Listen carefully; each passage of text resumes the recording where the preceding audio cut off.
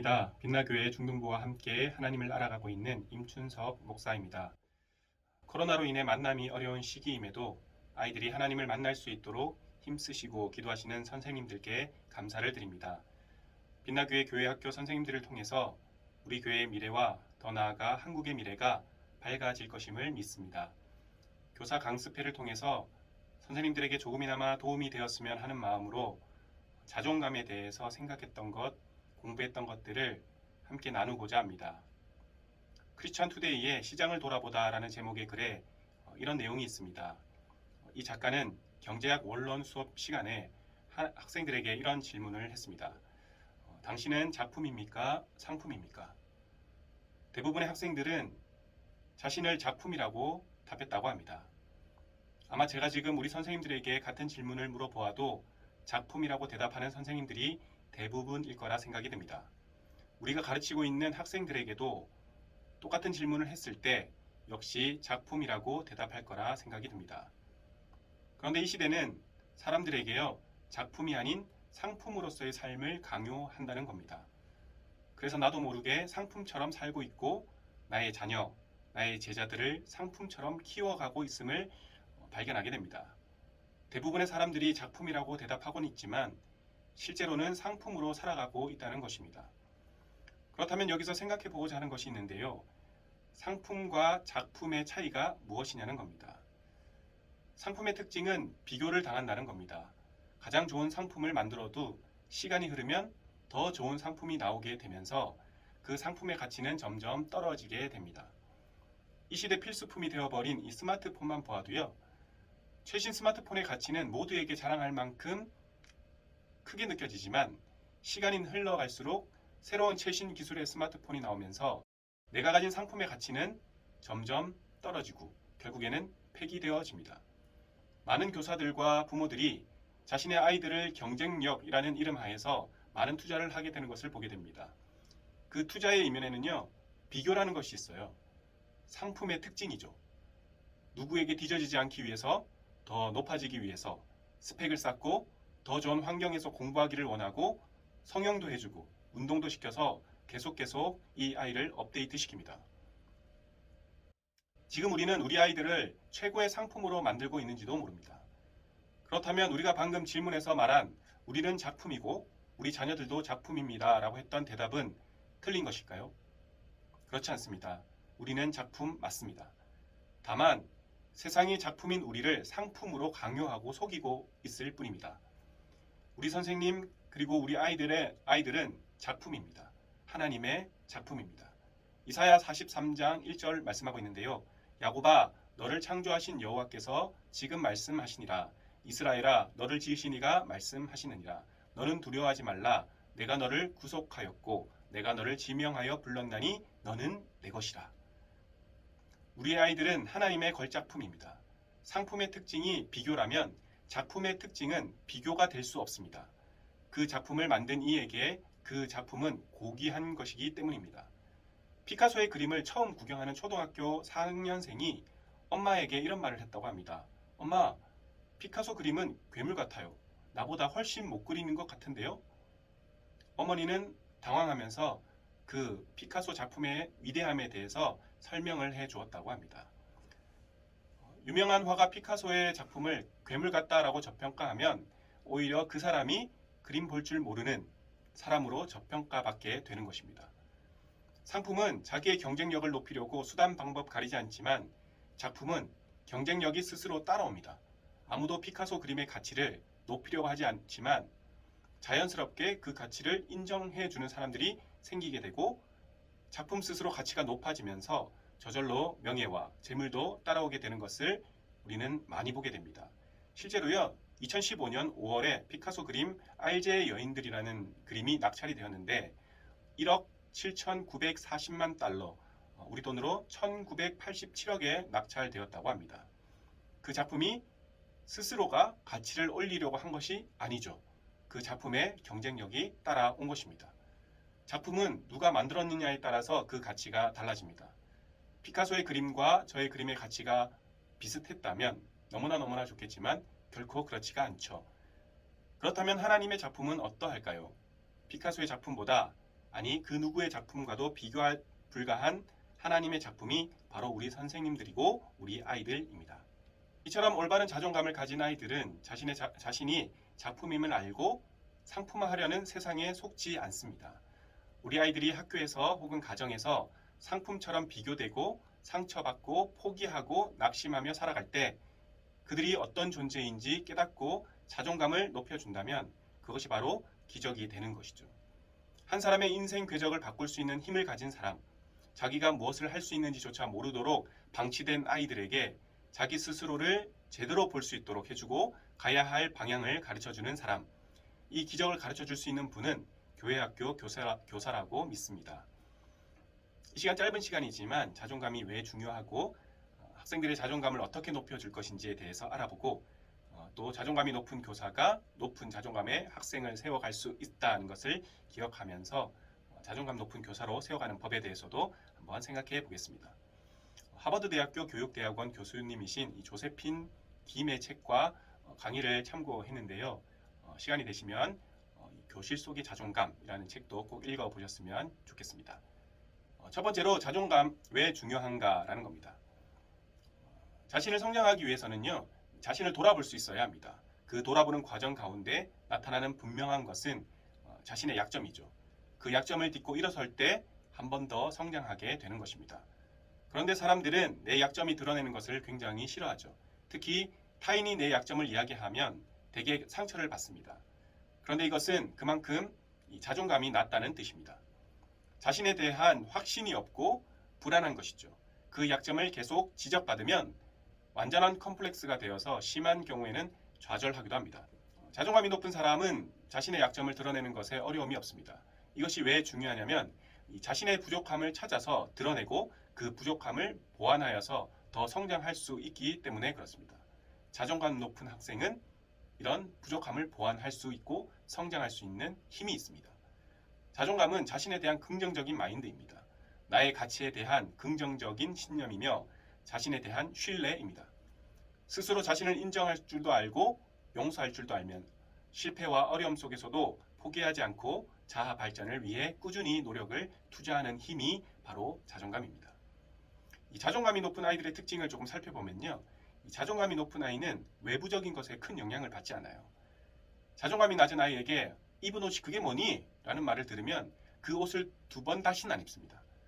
반면에 자존감이 높은 아이에게 똑같은 말을 하면 자신에 대한 만족감이 굉장히 높기 때문에 나만의 개성이야 라고 그냥 넘어갑니다. 그러니까 외부적인 것에 큰 영향을 받지 않는다라는 것이죠. 그리고 자존감이 높으면 일에 대한 만족감도 대체로 높습니다. 대부분의 학생들은 자신의 가치를 나타낼 때 그 결과물에 그 가치를 두는 경우들이 많습니다. 대체로 성적이 학생의 결과물인 경우가 많기 때문에 성적이 떨어지면 당장 자신의 가치도 떨어진다라고 생각을 합니다. 부모와 학교 선생님들이 성적을 통해서 아이들을 판단하며 말하는 경우가 많기 때문에 스스로 성적을 매우 중요한 기준으로 삼습니다. 하지만 자존감이 높은 친구는 결과물이 좋던지 안 좋던지 그 결과의 원인을 찾고 발전을 시킵니다. 노력한 만큼 결과가 나왔네, 기대했던 것보다 결과가 좋지 않네, 왜일까? 자신을 인정하지 않고 결과만 집착하는 아이들과 다른 모습을 발견하게 되는 것이죠. 그리고 자존감이 높은 학생은 대부분의 일을 스스로 해결하려고 합니다. 할 수 있다는 생각이 뚜렷하기 때문에 뭐든지 도전해보기를 좋아합니다. 당분간 결과가 나오지 않더라도 그 배워가는 과정 자체를 소중하게 여깁니다. 그런데 자존감이 낮은 학생은요, 계속 누구를 찾아요. 실패를 무서워해서 자신이 틀리지 않고 바로 가고 있다는 것을 확인해 줄 대상을 필요로 합니다.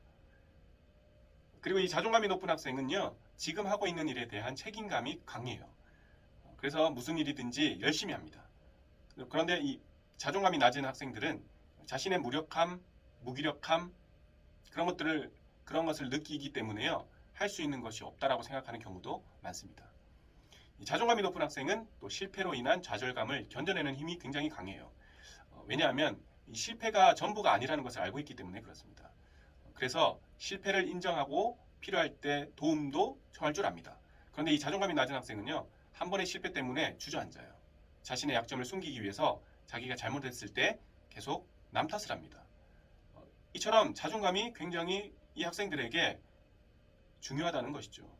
선한 영향력이 있는 학생으로 성장시키기 위해서는 그 무엇보다 자존감을 키워주는 것이 필수입니다.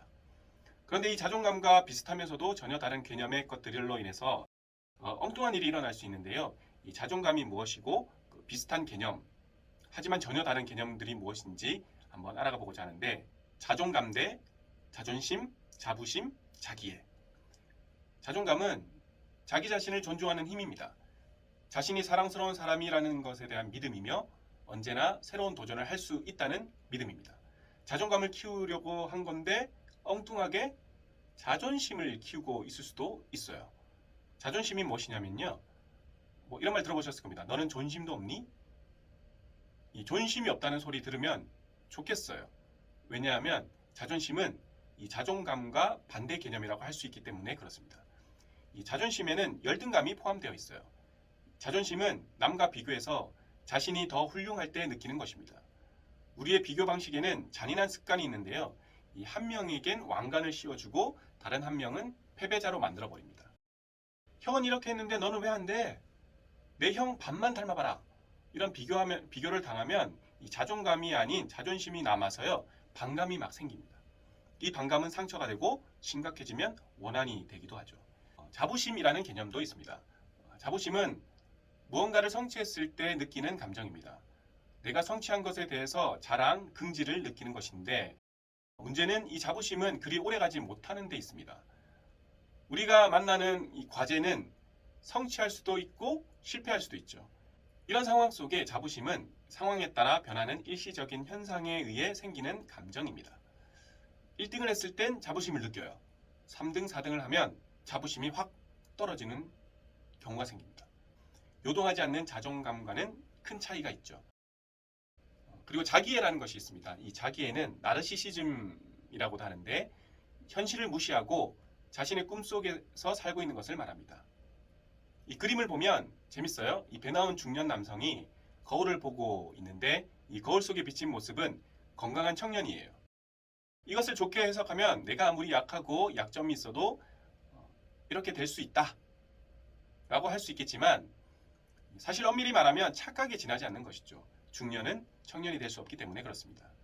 자기애에 빠지면 자신의 진짜 모습을 냉정하게 볼 수가 없습니다. 요즘 학생들은 이 자기애가 매우 심각합니다. 왜냐하면 부모들이 자존감을 키워낸다라고 하면서 정작 자존감이 아닌 이 자기애를 키워준 경우가 상당히 있기 때문에 그렇습니다. 예를 들어서 숙제를 할 때 부모가 한 80% 해줘요. 그리고 나머지 20%를 이 아이들이 하도록 해줍니다. 그러고 나서 뭐라고 말합니까? 내가 이걸 다 했어 라고 칭찬을 한다는 것이죠. 아이는 자기가 하지 않았는데도 했다라고 착각을 하게 됩니다. 자기애에 빠진 아이들은 자기밖에 모르고 타인에 대해서는 극히 냉담할 뿐 아니라 무시하기까지 합니다. 이 학교 폭력을 쓰는 학생들을 조사해 봤는데요. 이 낮은 자존감이 문제가 아니라 나르시시즘, 자기애가 강한 것이 문제였습니다. 교사나 부모가 결과만 칭찬했을 때 이런 나르시시즘이 생기게 됩니다. 부모가 만들어준 아이의 화려한 스펙, 그건 다 거품이 되는 것이죠. 그렇다면 자존감을 높이는 방법이 무엇인지 생각해 보겠습니다. 첫 번째로는요, 우리 선생님들이 이 아이들의 자존감을 높이기 위해서는 문화를 알아야 치유가 시작이 됩니다. 요즘 들려오는 기성세대들이 학생들에 대한 비판을 들어보면 주로 이런 것들입니다. 버릇이 없다. 아무리 말해도 듣지 않는다. 고집이 엄청나다. 이런 말들을 하지만 이런 비판에 대해 혹시 문화 차이나 세대 차이가 있기 때문에 어른인 우리가 오해하고 있는 것은 아닌가 생각해 보아야 한다는 것이죠. 기성세대는 전통적인 한국 문화 안에서 성장해 왔지만 요즘 아이들은 그렇지 않습니다. 서구에서 유행하는 것도 잘 알고 있고 세계 각국에서 벌어지는 사건, 소식과 문화의 조류가 실시간으로 자신의 안방으로 들어온다는 것이죠. 교사는 요즘 이 학생들의 문화를 이해할 필요가 있습니다. 문화를 이해하지 못하면 이 아이들의 반응에 심각한 오해가 생기게 되고 학생에게 알맞은 이 교육 방법을 모색하기가 어렵습니다. 이 세대 간의 문화적 충돌과 뒤엉킴을 한눈에 볼 수 있는 것 중에 하나가 특수 문자로 하는 이모티콘인데요. 보통 우리는 웃는 모습에 대해서 이런 표시를 하거나 우는 모습은 이렇게 어지럽다 이렇게 이렇게 눈 모양을 중심으로 이모티콘을 표현을 합니다. 이것이 한국 사람의 특징이에요. 한국 문화는 어른들이 말씀하실 때 무조건 예라고 반사적으로 동의하고 입은 가만히 있지만 예라고 가만히 있지만 실제 감정은 눈으로 나타나는 것이죠. 그래서 한국은 대화 가운데 겉과 속이 다름을 많이 발견하게 됩니다. 대화 가운데 괜찮지 않은데 괜찮다고 해요. 아닌 것 같은데 네라고 말할 때가 있습니다. 반면에 서구의 이모티콘의 미소를 보면요, 이렇습니다. 그리고 불만 이런 식으로 표현하고요, 슬픔 이렇게 표현을 합니다. 우리와의 차이가 무엇입니까? 입모양으로 표현한다는 것입니다. 그래서 코로나로 인해서 마스크를 쓸 때 이 서양인들이 마스크를 쓰는 것을 굉장히 불편하게 여긴 것이죠. 입을 막아야 되니까. 그래서 마스크를 쓰는 사람들은 보통 강도, 도둑처럼 이 자신을 숨기는 것으로 여겼기 때문에 이 마스크를 쓰는 것을 굉장히 힘들어 했습니다. 이 이모티콘을 통해 이 서구 문화는 조금 더 단순하고 솔직한 문화라는 것을 알 수 있습니다. 이 자신의 감정과 솔직하게 그 대처 방법까지 입으로 이렇게 말하는 그런 문화입니다. 아이들은 이 서구 문화에 영향을 많이 받아서 굉장히 솔직해요. 그래서 때로는 선생님들이 학생들을 볼 때 버릇이 없어 보일 때가 있습니다. 나 때는 네 라고 대답했는데 아이들은 그렇지 않은 것이죠. 그래서 당돌해 보일 수도 있고요. 고집이 있다라고 볼 수도 있습니다. 문화의 차이에서 나오는 현상인 것입니다. 교사는 이 아이들의 문화적 차이를 이해해야 하는 것이죠. 기성시대의 문화는 우리라는 것을 굉장히 강조해요. 개인보다는 공동체를 더 중요하게 여겨서 공동체를 위해 개인의 희생을 당연하게 여기는 분들도 계십니다. 그런데 아이들은 아니에요. 공동체를 위해 왜 개인이 희생해야 하는지 의문을 가집니다. 옛날에는 부모님이나 선생님들의 말씀에 순종적이어서 그 학생들의 중요한 진로도 선생님들의 말 한마디에 결정하고는 했지만 요즘 아이들은요, 이 어른들의 말에 무조건 따르지 않고 자신과 맞는지 때로는 아닌지 따져보고 결정을 한다는 것이죠. 이런 문화적 차이를 극복하지 않으면 교사와 아이들 간의 갈등과 충돌을 가져올 수 있습니다. 이런 문화적 이해를 가지고 아이들의 말을 인정해주고 가르쳐 나가는 그런 습관이 우리 선생님들에게 있어야 할 것입니다. 이 상담사에게 한 여학생이요, 엄마에 대한 불만을 토로했어요. 그 불만의 토로 내용이 뭐냐면 자기에게 사랑한다는 말을 한 번도 하지 않는다라는 것이죠. 사랑한다는 말을 하지 않고 매번 이 엄마는 밥 먹었니? 밥 먹었어? 묻기만 한다는 겁니다. 그래서 상담사가 이 어머니를 찾아가서 이런 말을 해줍니다. 따님이 원하는 한 가지가 있는데 사랑한다는 말을 너무나 듣고 싶다고 합니다. 자녀와도 말을 마음으로 표현하고 관계를 맺는 게 굉장히 중요해요 라고 조언을 해드렸습니다. 그러자 어머니는 놀라운 대답을 했습니다. 무엇 때문에 그런 걸 해야 합니까? 말 안 해도 다 알아요. 옛날에는 무척 가난했기에 식사하셨어요? 라는 인사말이 나올 정도로 이 밥 먹는 것이 매우 중요한 일이었습니다. 그래서 어머니는 이 밥 먹었느냐 이 묻는 것이 사랑한다라는 말과 똑같은 무게를 가지는 말로 여긴 것이죠. 서로 마음이 같아도요, 각자의 문화에 따라 의사소통을 하면 사랑이 전달되지 않는 것입니다. 학생들과 관계를 맺고 싶다면 학생들을 이해하고 인정하는 말을 직접적으로 하는 습관을 만들어야 합니다. 여러분이 우리 반이어서 선생님 정말 좋아요. 예배 드린다고 많이 힘들지만 우리 열심히 드리는 여러분이 너무나 대견스럽고 자랑스러워요. 여러분의 그런 면을 본받고 싶어요. 선생님은 여러분에게 배울 준비가 되어 있어요. 여러분도 선생님에게 배울 준비가 되어 있나요? 이렇게 같은 마음을 담아 직접 말로 표현해야 할 때라는 것이죠. 두 번째로는요, 이 신뢰관계를 쌓는데 집중해야 한다는 겁니다. 관계에 앞서 중요한 것은 신뢰감을 형성하는 것이 중요합니다. 내가 상대방에게 신뢰감을 줄 수 있는 것은 내 안을 상대방에게 보여주는 겁니다. 선생님들 스스로 학생들에게 자신을 많이 오픈함으로써 아이들도 선생님들에게 자신의 것을 공개할 수 있도록 해야 한다는 것이죠. 그때 그 반 모두가 하나하나 자신의 것을 공개하게 되면서 그 공동체는 신뢰하는 공동체가 될 수 있다는 겁니다. 요즘 학생들은 선생님과의 관계를 선생과 나 이런 식으로 2인칭으로 보지 않고요, 3자로 봅니다. 자신과 전혀 관계가 없는 존재로 본다는 것입니다.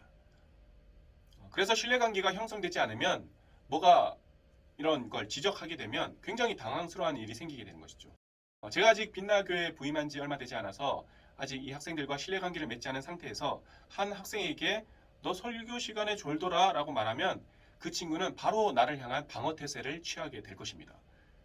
설교 시간 졸지 않고 들은 적도 있는데 저 목사님은 나의 나쁜 면만 보는 존재인가? 라고 이 딱지를 붙이게 되는 것이죠. 그럼 그 관계는 굉장히 어려워질 수밖에 없는 것입니다. 신뢰관계를 높이기 위해서는 교사가 먼저 학생들에게 자신을 열어 보여주어야 한다는 겁니다. 좋은 부분뿐만 아니라요, 우리 선생님들의 부족한 부분, 이 연약한 부분도 함께 이렇게 학생들과 공유할 때 그 관계는 서로 존중해주는 관계가 될 수 있는 것입니다. 우리 세 번째로요, 이 미국에서 교사상, 그것을 수상한 자들의 노하우를 조금 알려드리고자 하는데요. 먼저는 지식 콘텐츠인데 학생들은요, 자신이 뭔가 배웠다라고 생각할 때 자신에 대해서 굉장히 긍정적으로 느낍니다. 지금 코로나 시기 때문에 공과 시간을 가지지 못하지만 후에 이제 공과 시간이 될 때 학생들은 이제 가르칠 텐데 실질적이고 무게 있는 콘텐츠를 가르칠 수 있도록요, 철저하게 이 공과를 준비하셔야 하는 겁니다. 그리고 행복한 반, 이 반 공동체는 학생들에게 안전하고 평안한 곳이어야 합니다. 그래서 교사는요, 그곳에 친근하고 친절한 도우미일 뿐이다 라는 것을 인식해야 합니다. 그리고 긍정적인 칭찬입니다. 학생들을 칭찬하고 격려해 주는 것은 매우 중요한 일입니다. 학생들이 어려움을 겪고 있을 때 조언하기에 앞서 긍정적인 말로 격려해 주는 것, 칭찬에 인색해서는 안 됩니다. 그리고 돌보는 교사인데요. 훌륭한 교사는 늘 학생들에게 관심을 가져요. 누구나 관심을 받으면 자신도 상대방에게 관심을 갖게 되어 있습니다. 학생들은 교사의 관심을 진심으로 느낄 때 교사의 말에 대해서 가치 있게 여기고 따르게 됩니다. 그리고 실수 용납. 배움이 있는 곳은요, 실수가 용납되는 안전한 곳입니다. 실수를 할 수 있어야 더 큰 성공을 향해 달려갈 수 있다는 것 늘 학생들에게 인식시켜 줘야 합니다. 그리고 부모님과의 대화. 학생들이 잘못했을 때만 부모님에게 연락하면 교사는 결코 반갑지 않은 사람이 되어버려요. 우리 부모님들에게 학생들을 칭찬하는 안부 인사 꼭 해주셨으면 합니다. 그리고 무지의 축복. 좋은 교사는 자신의 무지를 아는 사람이에요. 자기가 이미 모든 것을 알고 있다 이렇게 믿는 사람은 좋은 교사가 될 수가 없습니다. 좋은 교사란 교사이기 전에 좋은 학생이기 때문에 그렇습니다. 그래서 평범한 교사는 가르치고, 좋은 교사는 설명하고, 훌륭한 교사는 직접 보여주고, 위대한 교사는 예수 그리스도를 그들에게 넣어주는 것입니다. 마지막으로 자존감 높은 교사로 세워가기입니다. 자존감이 높은 교사가 자존감 높은 학생을 세워갈 수가 있어요. 지금부터 선생님들의 자존감을 알아보기 위해서 제가 몇 가지 질문을 드리겠습니다. 11가지 질문인데 해당될 때 그렇다 또는 아니다 이렇게 체크해 주시면 되겠습니다. 1번, 나는 평소에 열등감으로 많이 괴로워하는 편이다. 2번, 나는 나 자신이 가치를 별로 인정받지 못하는 사람이라고 생각한다. 3번, 나는 다른 사람들에게 관대한 반면 자신에게는 굉장히 엄격하다. 4번, 나는 자신보다 남의 생각에 의해 좌우되는 편이다. 5번, 나는 학생과 대화할 때마다 마지막 한마디는 꼭 내가 하고 끝낸다. 6번, 나는 어떤 자리에 초대받았을 때 내 모습이 마음에 들지 않아 거절한 적이 있다. 7번, 나는 내가 학생들에게 실수해도 사과할 필요가 없다고 생각한다. 8번, 나는 선생님들에게 도전하는 학생을 절대로 용납할 수 없다. 9번, 나는 우리 반이 다른 반보다 더 높은 점수를 받는 게 목표다. 10번, 나는 학생들에게 짜증을 많이 내고 불만을 자주 표현한다. 11번, 나는 항상 학생들보다 더 많이 알아야 하고 항상 옳아야 한다. 다들 체크하셨나요? 하나하나 한번 생각해 보고자 하는데요.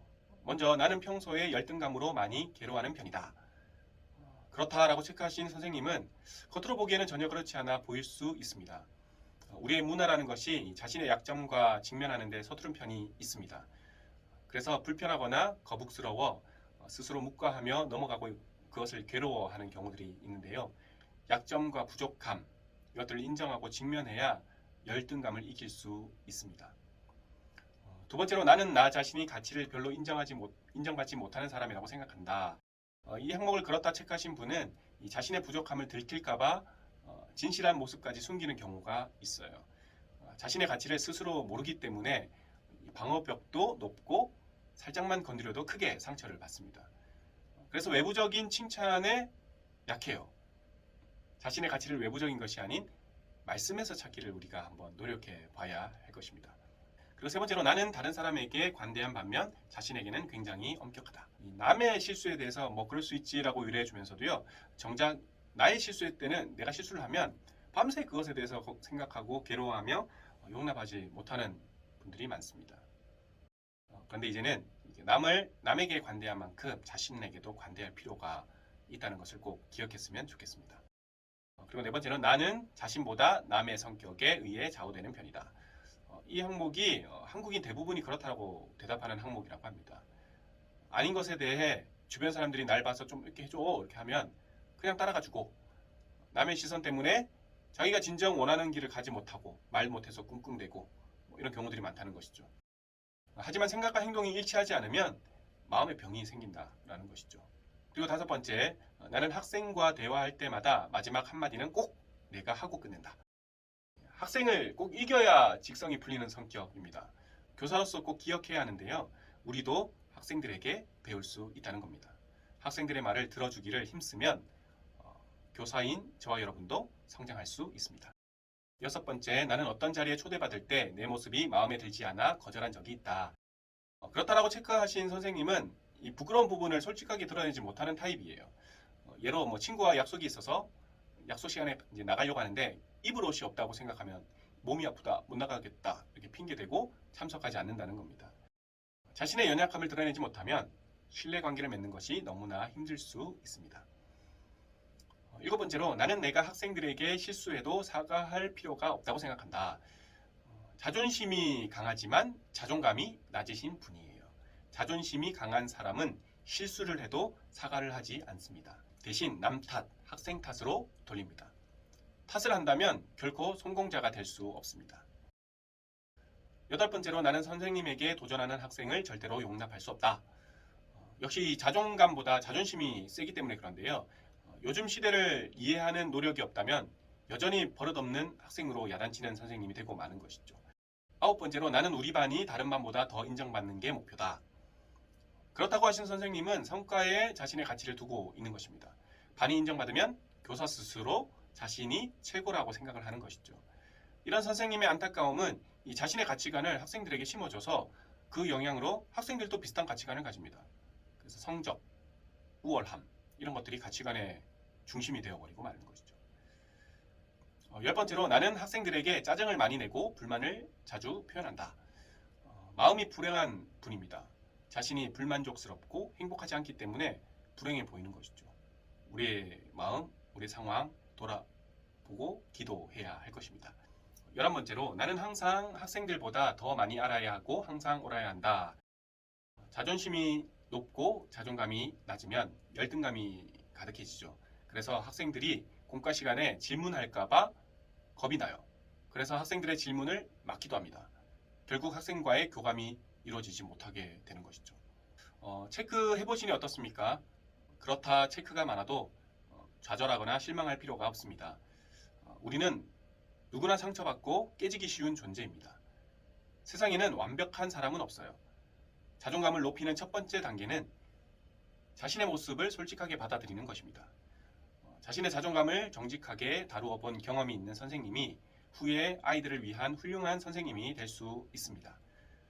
교회는 자신의 정체성을 발견할 수 있게 하는 것이 목적이라고 생각합니다. 학생들이 하나님의 사랑을 받고 있는 존재임을 우리 교사들이 전해주는 것이죠. 그래서 가장 행복한 교사가 되기를 간절히 축복합니다. 감사합니다.